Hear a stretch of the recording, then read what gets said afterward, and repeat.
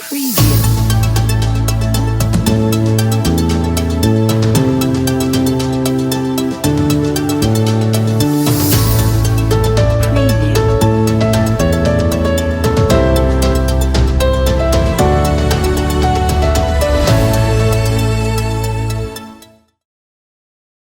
Good morning, Eagles. Today is Friday, April 9th. I'm Dawson Ralston. And I'm Kendall Toy. Welcome to Eagle TV. Seniors, there are only 40 school days left until graduation. Time to get those missing assignments turned in and make sure you're on track to graduate. Make an appointment with Mrs. Panion if you need help. Vaccines are now available for anyone 16 years and older. If you are fully vaccinated, you will not have to quarantine when exposed to COVID-19. 18-year-old students can receive the Pfizer, Moderna, and Johnson & Johnson vaccines. 16 and 17-year-old students can receive the Pfizer vaccine and must have a parent present to sign the consent forms. Please remember, you will not have full protection from the vaccine until 2 weeks after your second dose. Thus, the schools will continue universal masking as not everyone has been vaccinated. The school is asking that if you have been vaccinated to provide those records to the office. In other news, more than 100 Missoula County high school students walked out last Friday in protest of racist statements made about Native Americans over social media. The students from all Missoula high schools first observed 15 minutes of silence to, according to walkout organizers, recognize the hate crimes that have been happening. They then gathered at Cares Park to protest hate and racism. For more in-depth coverage of this, please see the Big Sky Sun Journal, which will be in newsstands soon. A student-written and produced comedy, The Kidnapping, will premiere next week in the auditorium. I caught up with writer, director, and actor Walker Winterburn to talk about the production. Take a look. A middle school YouTube project will come to life next week in the Big Sky Auditorium. Seniors Walker Winterburn and Taya Carlson, with the help of Micaiah Brown, wrote, directed, and will produce the comedy, The Kidnapping. Taya and I always had this idea to write that show this year. It's always kind of just haha, wouldn't that be funny? But then one day I was like, what if we did do that? Because we wouldn't have to pay royalties for that. We can just make it work for whatever cast we have. So we're just like, let's just do it. It's senior year. Let's just have fun. The Kidnapping features Daniel, an avid lover of the Queen of England, who kidnaps a man named Blake. Their neighbor, Nancy, sees Blake tied up in Daniel's living room and promptly goes to the cops. The detectives put on the case, then come up with hilarious ways to get inside the house to find and rescue the kidnapped Blake. This is the first production this year, as COVID-19 has prohibited performances and audience attendance all year. Compared to other productions I've done in high school, it's been pretty different because one big thing is masks make it a lot harder for you to enunciate and speak loudly, so you have to turn up your volume and enunciate even more to be heard. And then also with the audience number, that's been something that we've been talking about with the school, what that is going to look like, so that's going to affect the final production. So we knew that things were going to be kind of weird. We're just going to roll with the punches, go with what we got, and thankfully, so far, it has worked out how we've wanted it to. Assistant stage manager Addie Michaels has been in drama the last 2 years and is thrilled to see this project come to fruition. And so it's all student made, and I think it's really cool. It'll be very exciting to also use the new stage. Yeah, it's very exciting. It'll be nice too to have something more comical, since last year we had more serious plays. So it's fun to jump into something more funny. Attendance will be limited to 4 people per cast member, and admission is free, but they are asking for donations to help with the drama program in the future. The play will run Wednesday, Thursday, and Friday, April 13th through the 15th in the auditorium. Now, let's head over to Trey Reed, Jacob Gardenier, and Sydney McNulty with sports.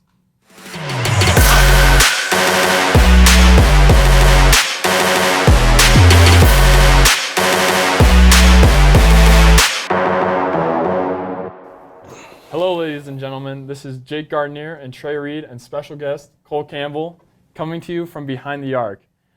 Sid couldn't be here today, but we got a very special episode. Make sure to check out our full show on SoundCloud and our best clips of the show on YouTube. The track team travels to Helena today, competing in the Vigilante Stadium at 3. Softball is also on the road today, going to Billings Skyview for their season opener, followed by Billings West and Billings Senior the game after. Tennis starts their season opener tomorrow as well. The girls will duel against Flathead and Butte, and the boys will battle against Flathead and Hellgate. Matches start at 9 a.m. at Fort Missoula. Good luck to the Eagles. All right, ESPN has released an article listing the best players under 25 based on future potential. This list has received a lot of hate because they have LaMelo Ball at 3, just under Luka and Zion. He is ranked higher than Donovan Mitchell, Jason Tatum, and Devin Booker. Do you agree with ESPN's ratings, Cole? No. I don't know why Donovan Mitchell is just the most disrespected star in this league. He constantly produces every night. I only see an off game from him about once a month. And yeah, he is severely underrated. As for with Devin Booker is still better. Jason Tatum is still better. I would put Luka, Zion, Jason Tatum, Donovan Mitchell, and then Devin Booker in my top 5. All right, Trey? I would at least add Devin Booker. Like, that man has been slept on the past, ever since he joined the NBA. He has been slept on as an all-star, as just like a player in general. Like, no one respects him. I don't understand. He's one of the best scorers as a young person. He already has, like, the top third scoring in history, like, in a game. Like, I don't understand why he's not respected. Yeah, I think Devin Booker and Donovan Mitchell have been insanely disrespected this year. They both should be in MVP contentions. They're both on the best teams in the Western Conference, and they're both the best players on those teams. So usually that's who the MVP award goes to. LaMelo, don't get me wrong, he's going to be a great player in the league. I've seen a lot of potential from him this year, but you can't say he's going to be yet a better player than Devin Booker, even if the list is based off potential. Yeah, especially if they're both still so young. Like, you each can't. Yeah. Free agency has been over for about a week or two. What are your guys' early predictions for who will be competing for the Super Bowl? Who are your 2 teams who will make the Super Bowl? I'll go first. Well, the Rams added Matthew Stafford, who's a top 5 quarterback in the NFL, undisputed.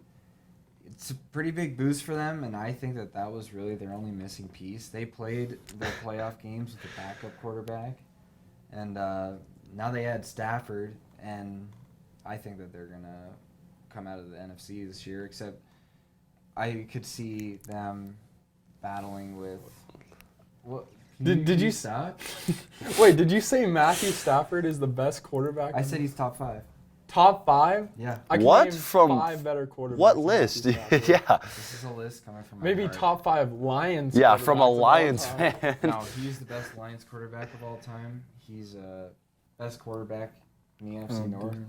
No, he's not. It's the... Aaron Rodgers, Kirk Cousins, All right, well, he's better than Mitch Trubisky. The Nickelodeon Player of the Year, dude. Gotta give him his credit. And I could see the Rams going against the Chiefs. That's just a safe pick. That's your prediction, Trey? I say Buccaneers always have a chance if they still have Brady. Their team is still insane. They also kept a lot of players, so, I mean, they definitely still have a chance this next year. I saw that they brought back every single player, Yeah. which hasn't been done in like 20 years by Wow. a Super Bowl winning team. So that just increases their odds that much more. Yeah. So who do you have them playing? Bucs versus Chiefs again? I don't know. I don't know how the Chiefs are going to perform next year, so yeah, it's too early to tell for me. But I got a hot take. I think next year will be the first time since the Miami Dolphins that a team goes undefeated throughout the whole season. and who do you think it's going to be? Kansas City Chiefs. Really? I think Patrick Mahomes is on a revenge season. He's going to come out, win MVP, go 17-0, and win the Super Bowl. Perfect season, I believe. All right. That's a pretty bold prediction. It's very bold, but I just believe in my boy, Patty Mahomes. What I saw him do in the last Super Bowl, even though they lost by a ton, what I saw him do was unlike anything I've ever seen. Yeah. So, yeah, I think they'll go undefeated. That's my hot take. And I think at first I had them playing the Rams, but I think the Packers could definitely give them a run for their money. They've always lost in the NFC Championship. NFC Championship for the last couple of years, but they might. I think Aaron Rodgers is also on a revenge season, and we'll be able to see those two play. Just came off an MVP. I mean, Yeah. Come on. It'd be a fun Super Bowl. That's all we have for the show today. Make sure to tune in next week. Back to you, Dawson and Kendall. Our reporter, Mason Mayberry, went back out into the halls this week to get your opinions about all the happenings around Big Sky. Man on the street, man on the street, man on the street, man on the street, ooh, man on the street, man on the street, ooh, man on the street. I'm going to ask you all some questions real quick, all right? Hi, this is Mason Mayberry interviewing Natalia Bobko, Micaiah Olhausen, Jeremy Engler, Ladence, Kelly. All right. First question is, did any of you participate in the school walkout? Why or why not? No. I did not participate in it because I wasn't able to because I needed to be in my class at the time, unfortunately. No. I did not because frankly I didn't know what was going on, so I just didn't feel. I did not happen to participate in the school walkout. It kind of caught me off guard. I wasn't realizing that it was happening until it already did. Fair enough. Would you get the COVID vaccine? Why or why not? Ooh, that's controversial. Well, I guess a lot of people have their own beliefs, and I'm totally fine if you take the vaccine, but personally, I will not be taking the vaccine. Understandable. A lot of people have their own opinions. And do you think the school walkout solved any problems with what's going on right now? I'm not too sure it really made the biggest impact. I did know that it probably raised awareness in the school. I heard that they just went to Cares Park and shared stories. I think that's good. No. No. I mean, it's just a walk. No. Sorry, we're cold. I feel like it can show support for some people and make people feel comfortable. I don't know if it solved any problems. It probably brought some attention to the problem, and so I think that's always good. Yes, definitely. Well, thank you. That's all we have for today, and thank you for letting us interview you. Thank you for letting us interview you. And thank you for letting us interview you. Thank you for letting us interview you. Well, thank you for letting us interview you, and I hope you have a great day. No. Thank you. Thanks, Mason. I'm looking forward to more Man on the Street. Well, that's all we have for this week. Have a great day, Eagles. Nefusaka. Are you talking? You need to go down a bit. You need to go up a bit, Chief. I don't think this. Chairs are at the same height, so I'm going to assume this is as high as they go. Sucks for you. I get a visor? Cole Campbell. No, this is my visor. There. Oh wow, Dawson had to go down an inch or two. It was like a half an inch. I need to go wash my hands.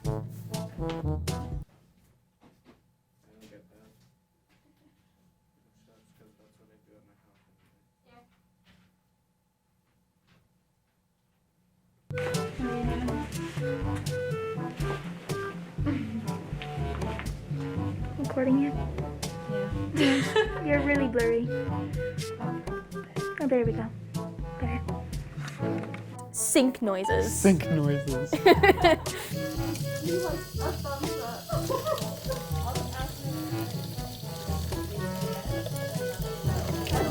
What are you doing with this camera? I am getting background footage for this very thing that we're doing right now. Yes, that's what he's doing.